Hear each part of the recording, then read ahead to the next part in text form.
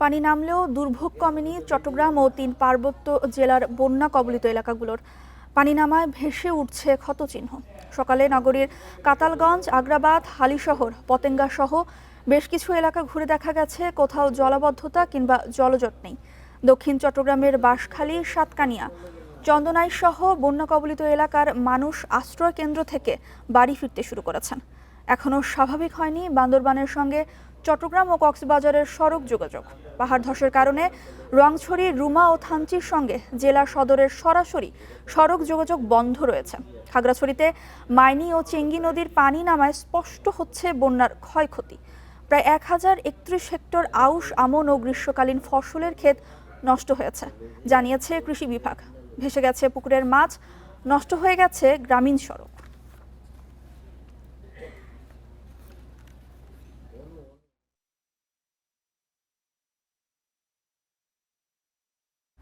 বন্যা পরিস্থিতি নিয়ে আরো জানাতে বান্দরবান থেকে যুক্ত হয়েছেন সহকর্মী মংখিং মারমা। মংখিং, বান্দরবানের বন্যা পরিস্থিতির সর্বশেষ অবস্থা কেমন দেখছেন এবং প্রশাসনের ত্রাণ কার্যক্রম পর্যাপ্ত আছে কিনা জানাবেন। বান্দরবানে গতকালকে থেকে বৃষ্টি না হওয়ার কারণে যে সকল নিচু এলাকাগুলো পানিবন্দী ছিল সেগুলোতে পানি নেমেছে সকাল থেকে।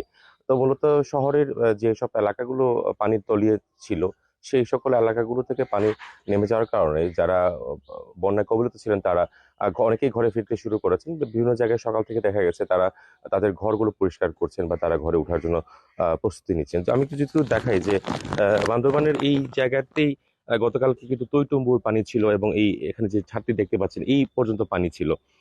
তো এখান থেকে কিন্তু পানিগুলো সরে গেছে, যার কারণে হলো কিছুটা স্বস্তি হলো। দুর্ভোগের চিত্রটি এখন বেড়ে দেখছি যে চরম দুর্ভোগে মানুষ দিন পার করছে। তো আরেকটা বিষয় জানতে চাই যে যেটা বলছেন ত্রাণের বিষয়, এই ত্রাণ এর যে বিষয়টা আছে সেটি হলো জেলা প্রশাসকের পক্ষ থেকে তারা ত্রাণগুলো দিচ্ছেন, কিন্তু আমরা দুর্গম বিভিন্ন এলাকায় ঘুরে দেখেছি সেখানে আসলে এই ত্রাণ অনেকেই পেয়েছেন বা অনেকেই পাননি, এই ধরনের চিত্র কিন্তু আমরা দেখতে পাচ্ছি। তো আরেকটি বিষয় বলি, ত্রাণ নিয়ে অভিযোগ নিয়ে জেলা প্রশাসনের পক্ষ থেকে কিছুক্ষণ আগেই এখানকার যিনি অতিরিক্ত জেলা প্রশাসক সাথে কথা বলেছি, তিনি যেমনটি বলছেন যে আজকে যেহেতু অনেকেই ঘরে ফিরছেন তারা একটা সন্ধ্যার মধ্যে একটা তালিকা করবেন এবং এই তালিকাটি করা হবে মূলত ওয়ার্ড ভিত্তিক। তো ওয়ার্ড ভিত্তিক তালিকা করে কিন্তু তাদেরকে আবার নতুন করে যে যারা বাড়ি ফিরবেন তাদেরকে ত্রাণ দেওয়ার যে বিষয়টি সেটি নিয়ে তারা ভাবছেন।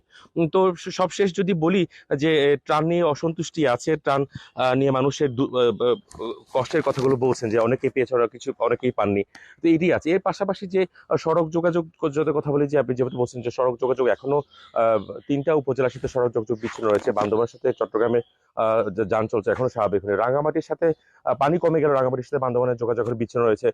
বান্দরবানের সাথে রাঙামাটির সড়কে ব্রিজ ঘাট নামে একটা জায়গা, সেখানে একটা ব্রিজ পড়ে গিয়ে সেখানে কিন্তু যোগাযোগ বিচ্ছিন্ন রয়েছে। তো সর্বশেষ বলা যায় যে বন্যা পানি কমে গেল এখানকার মানুষের যে দুর্ভোগের যে সেটা কিন্তু বেড়েই গেছে। কারণটি হলো যে পানি যখন তলিয়ে ছিল তখন আসলে এই চিত্রটি আসলে বোঝা খুব মুশকিল ছিল। যখন এই পানিগুলো কমে গেছে তখন মানুষের চিত্রটি এই দুর্ভোগের চিত্রগুলো ভেসে আসছে। মূলত বন্যা পানি কমে গেল, এখানে ক্ষত চিহ্ন রয়ে গেছে মানুষের। এখানকার যে ক্ষয়ক্ষতির পরিমাণ সেটি এখনো পর্যন্ত জেলা প্রশাসনের পক্ষ থেকে এবং এখানকার উপজেলা প্রশাসনের পক্ষ থেকে তারা এখনো জানাতে পারেনি। কারণটি হলো যে সকল উপজেলাতে আসলে পানিবন্দী ছিল সেই সকল উপজেলাতে বিভিন্ন জায়গায় এখনো পর্যন্ত বিদ্যুৎ সচল রাখতে পারেনি বা বিদ্যুৎ সঞ্চালন সম্ভব হয়নি, যার কারণে সেখানে